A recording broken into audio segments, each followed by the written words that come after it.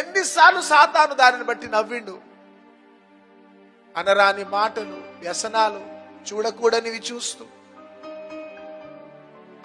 భయంకరంగా శరీర సంబంధమైన అలవాట్లకి బానిసైపోయి, శరీర సంబంధమైన బలహీనతలకు బానిసైపోయి ఎన్నిసార్లు పరిశుద్ధాత్మ దేవుని నేర్పించినావు.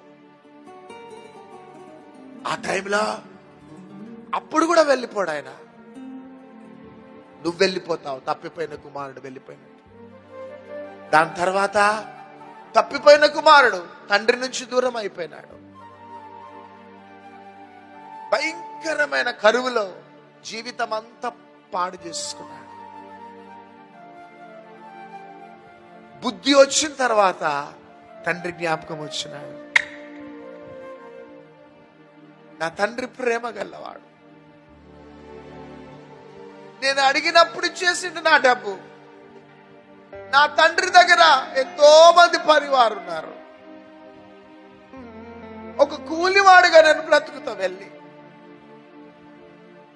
నా తండ్రి నీకును పరలోకానికి నేను పొరపాటు చేశాను అని బయలుదేరాడండి. బయలుదేరాడు. ప్రేమ కలిగిన తండ్రి చూడండి, కుమారుడు వెళ్ళిపోతే తండ్రి ఇంకొక దారిలో వెళ్ళిపోలే, వేరే దేశానికి వెళ్ళిపోలే, అక్కడనే ఉన్నాడు. అక్కడనే ఉండి రోజు కొడుకు గురించి చూస్తున్నా. వస్తాడు నా కొడుకు. ఒకరోజు నా కొడుకుకు నన్ను దూరం చేసింది నా కొడుకులో ఉన్న పాపం.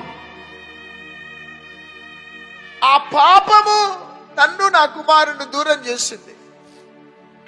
నా కొడుకుకు ఒక రోజు బుద్ధి వస్తుంది, తండ్రి ప్రేమ జ్ఞాపకం వస్తుంది. వస్తాడు ఒక రోజు.